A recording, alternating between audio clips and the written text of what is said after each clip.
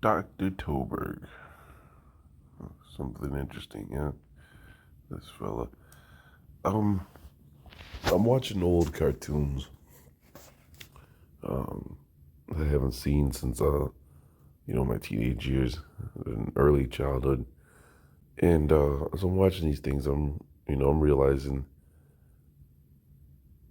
these cartoons have more of adult situations in them than you would actually think. And I don't mean like the um, content is sexual in nature. I mean, the situations are more for adults to think about than children to sit there and laugh at. Um, I'm watching Quack Pack, and I was like, man, I used to watch this, in the mornings before school, and I used to think these are, funny and stuff like this. And as I'm watching these, I'm like, wait a minute, where's Disney? Where are these writers getting this stuff from? You know, um, in this particular episode I was watching here, you know, they have this Dr. Toberg, and he's a what does it say there? Dr. Toberg is the main antagonist in Quack Pack's episode, the Germinator. Um, Dr. Toberg resides in a laboratory behind a steel door across from Dr. Johnson's uh, room at the Duckburg Hospital. He was always trying to protect germs rather than get rid of them. Using his most recent invention, the Germinator ray, Toberg shrinks himself down to microscopic size and uh, sneaks into Dr. Johnson's room.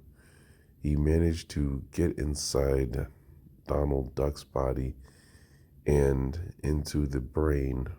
Once Toberg rewrites the controls inside Donald's brain, he gains complete control of Donald's body and commences his plan, which he refers to as Operation Germination. And yeah, so as I'm watching this, I'm like, I don't know if I can use that image with I guess that's a Disney logo on there. But as I'm watching these episodes, I'm like, especially this one, you know, the plan is to go to a stadium and have Donald sneeze when he reaches his plan is to go to a football game, right, and go to the highest, the nosebleeds, and stand up there and sneeze. And once the droplets of germs reach the first person, they'll become infected, and then they'll sneeze on someone else, and then eventually infect the whole stadium, go home and infect everyone else, and things like that. I'm like, yo, that's pretty deep for me as a child to sit there and just laugh at and not, grasp. I mean, yeah, as a child, I understood it was wrong, but it was so long ago, it goes right over your head. Now you're watching it as an adult, and it's like, wait a minute, that's pretty sinister, you know. And I'm watching these other episodes, and it's like, there's invading aliens, but the aliens are elephants. I'm like, and maybe it's just because we're so into the Book of Jashir lately. I'm like, wait, what? What is that about, And there's a lot of them. It's a lot of them. But I noticed, the common theme. It was almost like they were telling us in our generation we were going to deal with mad scientists. You know, go and watch what's the show? Chippendale Rescue Rangers, and then really start to think about what are they showing you. Mad scientists that build machines to cause earthquakes, so they can, was it level whole cities and hold the cities for ransom, hold the United States for ransom until they give them what they want or pay them what they want. Meanwhile, they're stealing gold from the reserves throughout New York City while they're doing this, and it's like, hey, that's a deep, sinister plan. you know.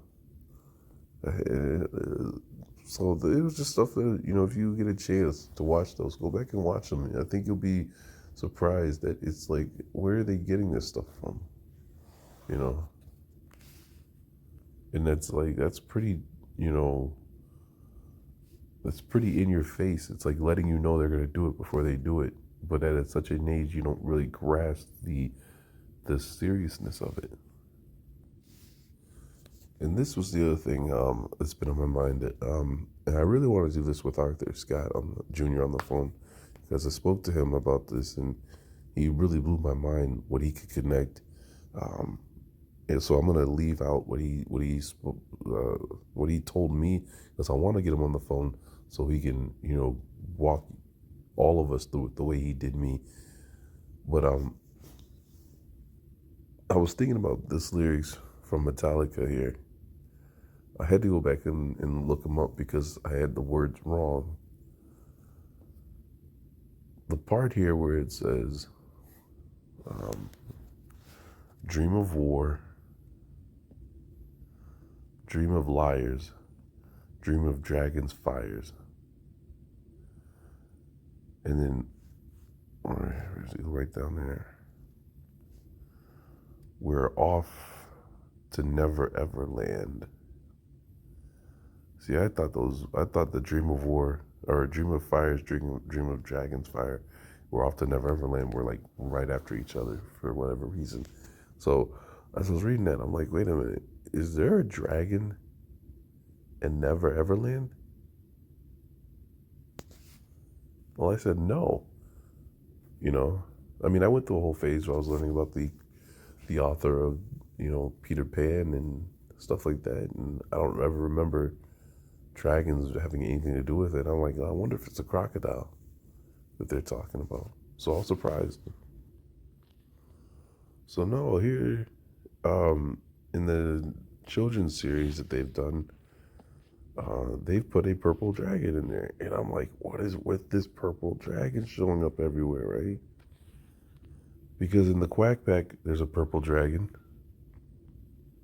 The dragon is a minor antagonist from the Disney Junior animated series, Jake and the Neverland Pirates. He is a large, purple-scaled wyvern who lives on the active volcano-covered island known as the Island of Bell, guarding the path to the legendary Golden Bell. His vocal effects are provided by D. Bradley Baker. And they see that too, like Belle, who's Belle, Ball, the dragon, you know. And we would have never known about this, not our generation, because we don't watch this, This is meant for, children that are like, what, 5, 7, 5, 6, and 7, or younger. I don't know. I'm just saying, like, this is not meant for us, we're shoot. I know I'm in my 30s, so I ain't gonna sit down and watch this stuff, But I was like, wow, what a twist, what a plot twist. And then the island he's on, that he's guarding, I'm like, but it reminded me then. I'm like, wait a minute, there was a dragon and was the sword and the stone, right? There was a dragon and sword and stone. It was a sorceress, right? What was it? Madam Mims. It was a purple dragon sorceress. And then, like I said, in the Quack Pack, there was another purple dragon. I'm like, so what is with that? And why? But I think that right there, though, was the part that gave me, real, like, stop to think about it. The Island of Bell.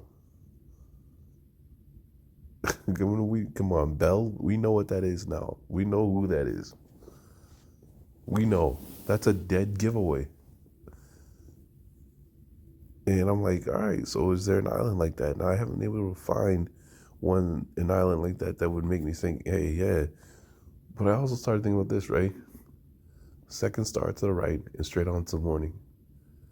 So pull up if you have the time. I'm running out of the time. If you pull up the map that Disney draws when Peter Pan in the first movie's taking off to Never Ever Land, notice they have it over.